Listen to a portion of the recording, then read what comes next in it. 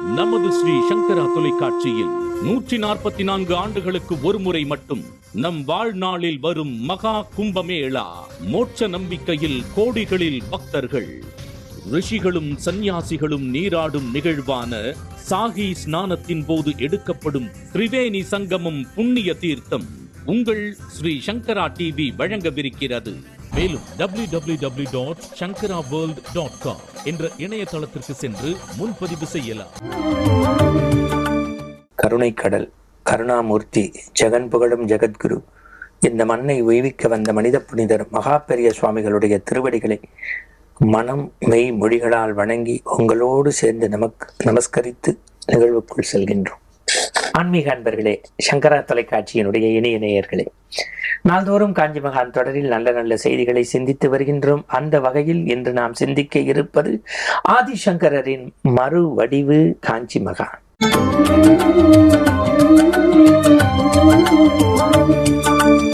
நான் சொல்லல, வேதம் படித்த வேத விற்பனர் சொல்லல, உபன்யாசகர் சொல்லல, இசைக்கலைஞர் சொல்லல, நடன கலைஞர் சொல்லல, சொன்ன மனிதர் ஒருவர். யார்? கொஞ்சம் காத்திருங்கள். முதல்ல ஆதிசங்கரர் யார் நினைவூட்டுகின்றேன். இந்த அத்வைதத்தை இந்த மண்ணில் பரப்பியவர், கருணைக்கடல், காலடியிலே தோன்றிய கருணாமூர்த்தி, ஆரியாம்பிகை சிவகுரு பெற்றெடுத்த ஞான குழந்தை, இந்த மண்ணில் மனிஷா பஞ்சகம் தந்தவர், மாத்ருகா பஞ்சகம் தந்தவர், சண்முக புஜகம் தந்தவர், கனகதாரா தோத்திரம் தந்தவர். இப்படி இந்த மண்ணில் தர்மம் நிலைபெறுவதற்கு, அதர்மத்தை அழித்து இந்த மண்ணில் மனிதநேயம் வளர்வதற்கு, இந்து தர்மம் செழிப்பதற்கு தன்னை உருக்கிய ஞான வேள்வி தலையாய சித்தர், மனித புனிதர், நம்முடைய வணக்கத்திற்கும் மரியாதைக்கும் உரிய ஆதிசங்கர பகவத் பாதா. அந்த மரபிலே சற்றும் குறைவில்லாமல், அந்த பண்பாட்டு தொடரில் அறுபடு இல்லாமல், அந்த ஞான வேள்வியில் தன்னையே ஆகுதியாக்கி கொண்ட ஒரு அற்புத மகான் நம்முடைய மகா பெரிய சுவாமி. அவருடைய அனுஷ்டானங்கள், அவருடைய நியமனங்கள், அவருடைய வாழ்வியல் எளிமைகள், அவர் இந்த மண்ணுக்கு சொன்ன கருத்துக்கள் அப்படியே ஆதிசங்கரரை அடிவற்றியே இருந்தது. ஒரு பகல் வேளை பக்தர்கள் கூட்டம் கூட்டமாக வந்து தங்கள் குறைகளை சொல்லி பெரியவரிடத்தில் அன்பை, அருளை, ஆசியை பெற்று பிரசாதங்களை பெற்று மனமகிழ்வோடு செல்லக்கூடிய தருணம். ஒரு வடநாட்டு கூர்கா ஆடிப்பாடி உள்ளே வந்தார். வந்தவுடன் நெடுஞ்சான் கடையாக பெரியவரை பார்த்து விழுந்து அழுகின்றார். பெரியவர் அவருடைய தோற்றம், உருவம், அவருடைய நடை, உடை, பாவனை, அவருடைய பாங்கு, அவருடைய இயலாமை, இல்லாமை எல்லாவற்றையும் ஞானத்தால் உணர்ந்தவர். என்ன வேண்டும்? இனி எனக்கு பிறவாமை வேண்டும் சுவாமி, எனக்கு இனி பிறவாமை வேண்டும் சுவாமி, எனக்கு இது பிறவாமை வேண்டும். மகா பெரிய சுவாமிகள் பெரிய நகைச்சுவை திறன் கொண்டவர், ஒரு நமட்டு சிரிப்பு மனதிற்குள். அவர் கேட்டவுடன் பாவம், அப்பாவி, என்ன சொல்லி இருக்க வேண்டும்? சரி, அப்படியே ஆகட்டும் என்று பெரியவா சொல்லி இருக்க வேண்டும். அப்படி அவர் சொல்லியிருப்பார் என்று நினைத்துத்தான் இவர் கேட்டார். அந்த கூர்காவுக்கு எவ்வளவு புண்ணியத்தை தேடுகின்றார் பெரியவர். எனக்கு அந்த சக்தி இல்லைன்னு, எனக்கு அந்த சக்தி இல்லைன்னு.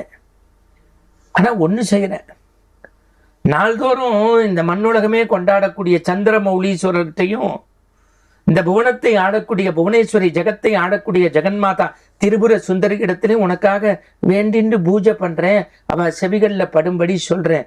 இந்த குழந்தைக்கு பிறவாமை வேண்டும்னு கேட்டிருக்கான்னு நான் எடுத்து சொல்றேன். ஒரு கருவினா அவன் போய் அனுஷ்டானங்கள்லாம் முடிச்சு, மதிய உணவு வேலையெல்லாம் முடிச்சு இரவு சொன்னாராம், இந்த மாதிரி ஒரு பக்தனை நான் பார்க்கவே இல்லையே மடத்துல.